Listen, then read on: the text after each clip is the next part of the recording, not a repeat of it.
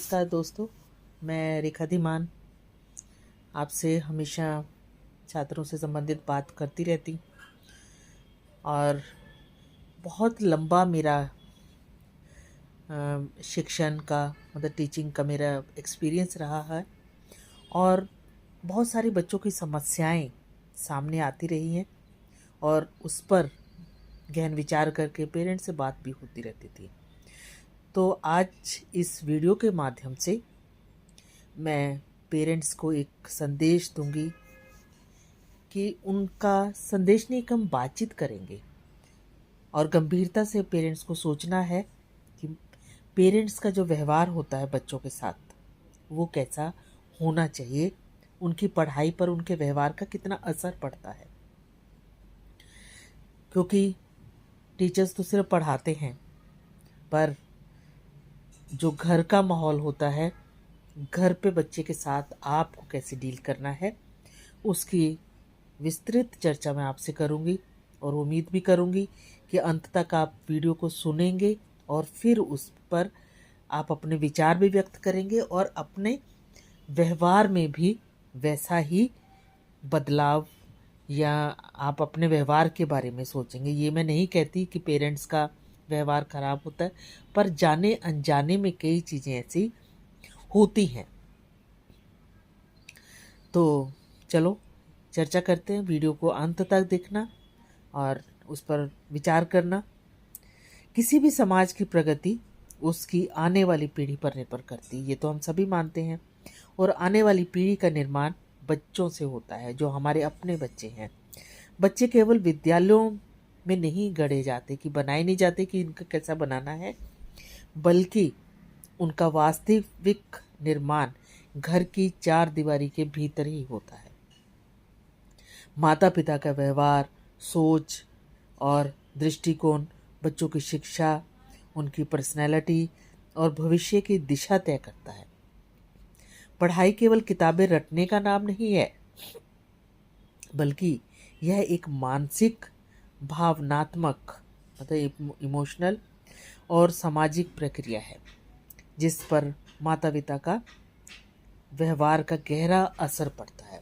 हम सभी चाहते हैं कि हमारे बच्चे अच्छे नागरिक बने, अच्छे पढ़ाई करें।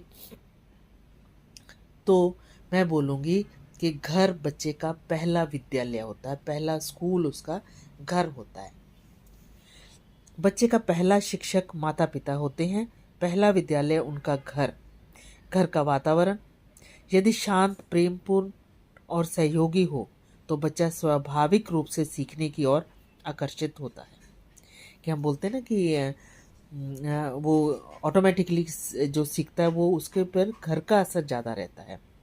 और वहीं यदि घर में डर है, तनाव है, कोई टेंशन है, या बच्चे की उपेक्षा की जाती है, या आपस में भी कई ऐसे होता है कि वो घर का जो एटमॉस्फेयर है वो एकदम टेंशन भरा होता है, तो बच्चा पढ़ाई से धीरे धीरे दूर होने लगता है। और रिसर्च बताते हैं कि बच्चे घर में भावात्मक रूप से सुरक्षित महसूस करते हैं। इमोशनली वो घर पे बहुत अपने आप को सेफ समझते हैं और उनकी एकाग्रता, स्मरण शक्ति, जो मेमोरी है, और आत्मविश्वास अधिक मजबूत होता है अगर बच्चे घर पर अपने आप को सुरक्षित महसूस करें। ऐसे बच्चे प्रश्न पूछने से डरते नहीं हैं और असफलता को सीखने की प्रक्रिया का हिस्सा मानते हैं, अगर घर का एटमॉस्फेयर अच्छा है तो। और माता पिता का व्यवहार और बच्चे का मनोविज्ञान, उसके बारे में समझे तो बच्चे का देखा जाए तो बच्चे का मन बहुत ही कोमल होता है। माता पिता के शब्द, उनके हाव भाव और प्रतिक्रिया बच्चे के मन में गहराई से बैठ जाते हैं। वो हमेशा आपका फेस देखता है और उस एक्सप्रेशन देखकर ही वो समझता है, या उसके व्यवहार कैसा होना चाहिए वो उसी अनुसार बदलता है। अगर हम बहुत पॉजिटिव हमारा व्यवहार है, जब माता पिता बच्चे की बात ध्यान से सुनते हैं और जो बच्चा मेहनत करता है उसकी वो प्रेज करते हैं, सराहना करते हैं। और अगर कुछ बच्चे से गलती भी होती है तो समझदारी से उसको गाइड करते हैं, मार्गदर्शन देते हैं, तो बच्चा आत्मविश्वासी बनता है, पढ़ाई में वो इंटरेस्ट लेने लगता है और खुद को वो एकदम योग्य समझने लगता है कि नहीं, मैं सब कुछ कर सकता हूँ।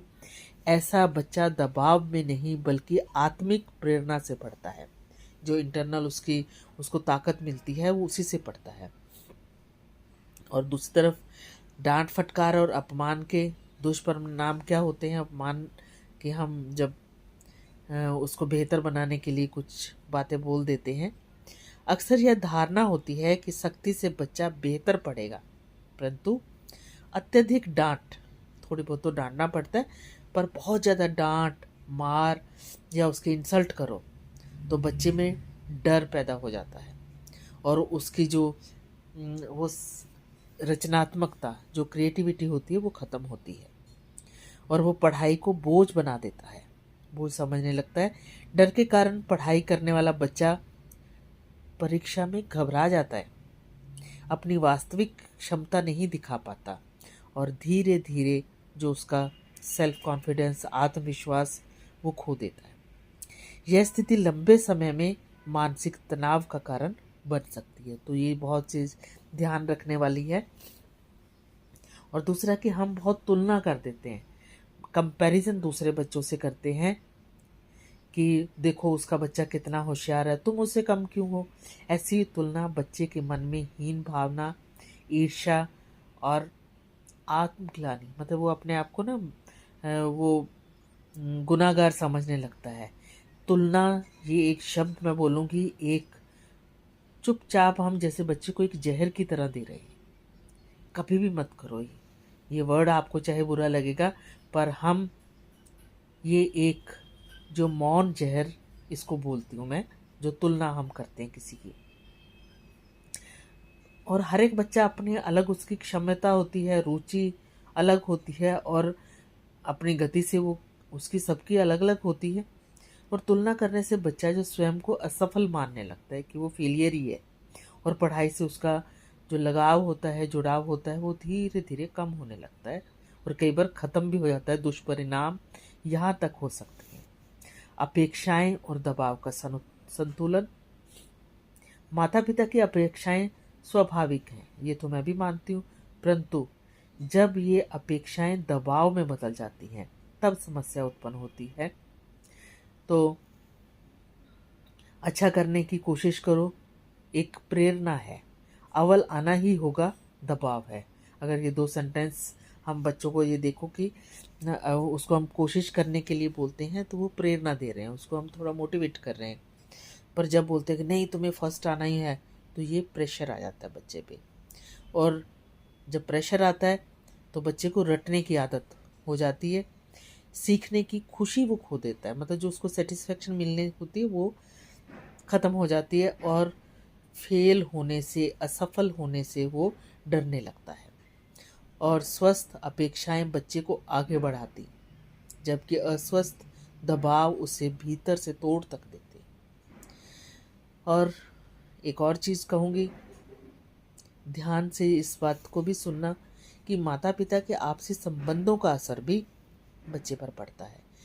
घर में माता पिता के बीच निरंतर तनाव, झगड़े का जो वातावरण होता है वो बच्चे के मन पे बहुत गहरा प्रभाव पड़ता है। ऐसा बच्चा अपने आप को असुरक्षित समझने लगता है, पढ़ाई में उसका मन नहीं लगता और इमोशनली वो बहुत डिस्टर्ब हो जाता है। और इसलिए घर में शांत और एक दूसरे से प्यार का जो वातावरण पढ़ाई के लिए बच्चे को मजबूत बनाता है। संवाद और समय का महत्व पर भी आप ध्यान देना। जो माता पिता प्रतिदिन कुछ समय बच्चे के साथ बातचीत करते हैं, उसकी समस्याएं सुनते हैं, उनकी भावनाओं को समझते हैं, उनके बच्चे मानसिक रूप से अधिक संतुलित होते हैं। संवाद मतलब बातचीत करना बच्चे को यह विश्वास देता है कि वह अकेला नहीं है, क्योंकि वो अपने दिल की बात अपने पेरेंट्स से करता है तो हौसला बढ़ता है उसमें। कुछ उदाहरण, बच्चा उपदेश से नहीं आचरण से सीखता है। पेरेंट्स ही इस बात पे ध्यान देना कि आप जैसा करते हैं वैसे ही बच्चा सीखेगा।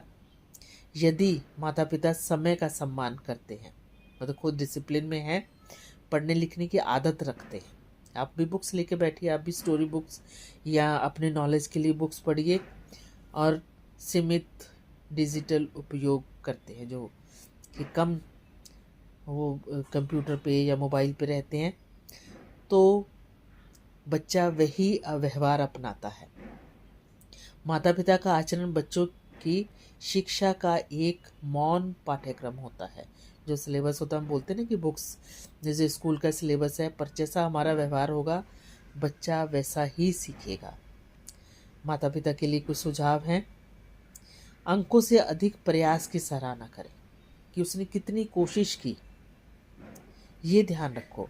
गलती को सीखने का अवसर बनाएं, बच्चे को गाइड करें कि इस बार गलती हुई है तो नेक्स्ट ये गलती हम ऐसे सुधार कर आगे बढ़ेंगे। और कंपैरिजन से बिल्कुल बचना है।